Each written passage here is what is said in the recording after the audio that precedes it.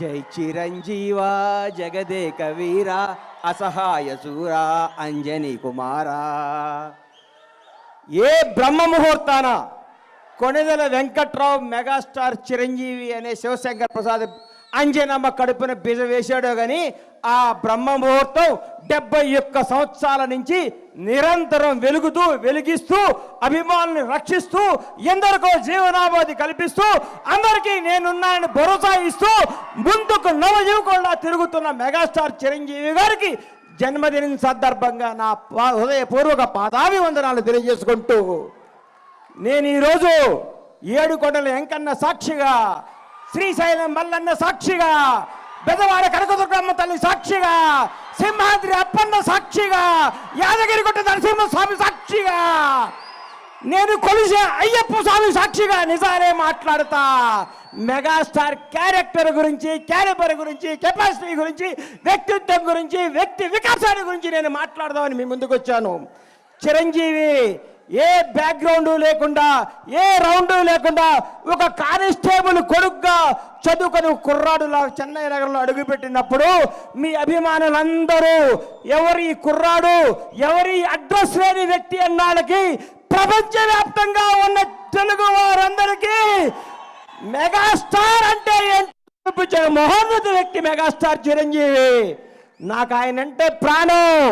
ఎందుకు ప్రాణం అంటే నాకు జీవితాన్ని ఇచ్చిన పవర్ స్టార్ పవన్ కళ్యాణ్ తెలుగు ఇండస్ట్రీకి చేత్తో పట్టుకొచ్చిన మెగాస్టార్. ఈ భారతదేశంలో ఏ నటుడికి, ఏ మెగాస్టార్కి దగ్గర అదృష్టం రామ్ చరణ్ రూపేణ ఆయన లెగసీని కంటిన్యూ చేయడానికి పుట్టించిన మహోన్నత వ్యక్తి చిరంజీవి. ఎంతోమంది స్టార్లు ఉన్నారు. భారతదేశ వ్యాప్తంగా ఉన్న స్టార్లందరికీ ఒక సూపర్ స్టార్కు ఇంకో సూపర్ స్టార్ పుట్టాడా? ఒక మెగాస్టార్కు మెగా పవర్ స్టార్ పుట్టాడా? ఏం కొడుకుని కన్నావయ్యా మెగాస్టార్? నీ వ్యక్తిత్వం గతంలో చాలా మంది ఓరు దాటేదాకా ఓరి మల్లనని పనులకు బోడి మల్లన్ అంటున్న ఈ రోజుల్లో చిరంజీవి గారు అన్నా నీ వెనకాల ఎంతమంది ఉంటే ఏంటి, ఊడితే ఏంటి? నీ క్యారెక్టర్ భావి తరాలకి, భవిష్యత్ తరాలకి ఒక రామాయణం, ఒక భగవద్గీత, ఒక భారతదేశ స్వతంత్రానికి పోరాడే కాదల్లాగా చిరంజీవి చరిత్ర కూడా అందరి హృదయాలు లిఖించుకుంటారని నేను మీ అందరికి గర్వంగా చెప్తున్నా. చిరంజీవి వ్యక్తిత్వం. ఈ మధ్య నేను చిరంజీవి గారింటికి వెళ్ళి మర్చిపోయి మీకు చెప్పడానికి వెళ్తే అన్నయ్య కొంచెం లేట్గా వచ్చాడు. ఏంటన్నా లేట్గా వచ్చావన్నా? మా చెల్లికి నడువు నొప్పిగా ఉంటే జెండు బాంబు రాస్తున్నారు ఆ లోపల అన్నాడు. అదే చిరంజీవి క్యారెక్టరు. ఈరోజు కూడా 85 ఏళ్ల తల్లిని కొడుకులాగా పట్టుకొని కాళ్ళ ఒత్తుతూ ఇంట్లో పెట్టుకొని కంటికి రెప్పలా చూస్తున్న క్యారెక్టర్ చిరంజీవిది. చిరంజీవి వ్యక్తిత్వం ఎవరికి తెలుసు?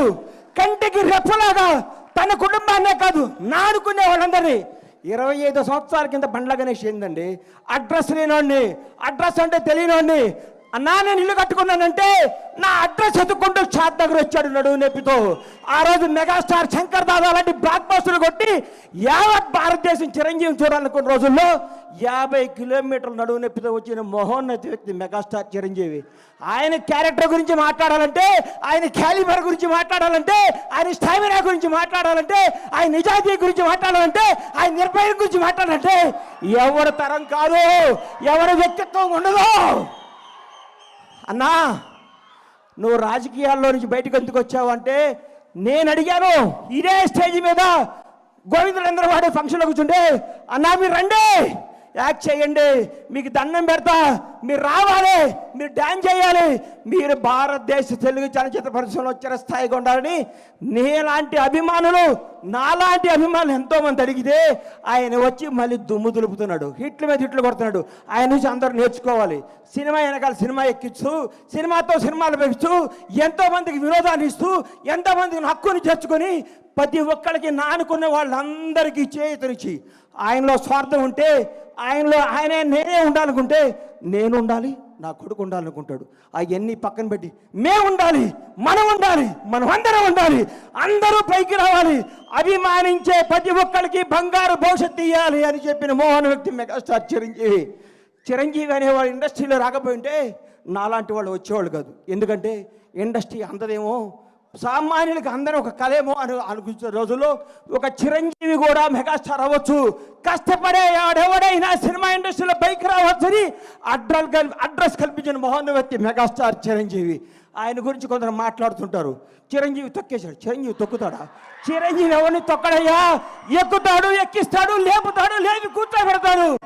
ఎవరికి టాలెంట్ ఉంటే, ఎవరికి శక్తి ఉంటే, ఎవరికి నిజాయితీ ఉంటే వాళ్ళను ఉన్నతమైన కూర్చోబెట్టడమే మెగాస్టార్ చిరంజీవి యొక్క లక్ష్యం, ఆదర్శం, అభిమానం. చిరంజీవి గారి గురించి ఎన్ని చెప్పుకున్నా, ఎంత చెప్పినా, ఏం చెప్పినా తగ్గదు. నేను వెళ్ళి ఏం అవసరం అండి అన్నయ్య నా ఇంట్లో ఇది ఉందంటే చెప్పకుండా ఇంటికి వస్తాడు.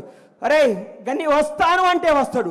ఆయన వ్యక్తిత్వ వికాసం, ఆయన చరిత్ర పుస్తకాలు రాసి పుస్తకాలను పాఠ్య పుస్తకాలుగా పెంచిన భావితరాల విద్యార్థులకి మెగాస్టార్ క్యారెక్టర్ ఇదని చెప్పాలని నేను మనస్ఫూర్తిగా కోరుకుంటున్నాను. ఇంకొకసారి చెప్తున్నా, చిరంజీవి గారి గురించి ఎవరేం మాట్లాడుకున్నా, ఎన్ని వేసుకున్నా అల్ప సంతోషం, వాళ్ళు ఆనందపడాల్సిందే. కానీ ఒక మహోన్నత వ్యక్తి గురించి మాట్లాడితే ఏమో ఉపయోగం? ఇలాంటి బర్త్డేలు ఇంకెన్నో చేసుకోవాలని, ఇంకెన్నెన్నో హిట్లు ఇవ్వాలని, ఇంకా ఎంతగా వేయాలని మనస్ఫూర్తిగా కోరుకుంటూ ఈ అవకాశం ఇచ్చిన మెగా అభిమానులందరికీ, ముఖ్యంగా మిత్రుడు స్వామినాయుడు గారికి హృదయపూర్వక కృతజ్ఞతలు తెలియజేసుకుంటూ సెలవు తీసుకుంటున్నాను. జై చిరంజీవి, జై జై చిరంజీవి, జై power star. Oh my god, definitely ఆయన మన గాడ్. సో మన దేవుడు, ఆయన యొక్క పుట్టినరోజుని ఇవాళ మనం ఇంతలా జరుపుకుంటున్నాం. And thank you so much Bandla Ganesh గారికి ప్రత్యేకమైన కృతజ్ఞతలు తెలియజేసుకున్నాం. ఆయన అభిమానాన్ని ఎప్పుడు కూడా అత్యద్భుతంగా చాటుతూనే ఉంటారు. So yes.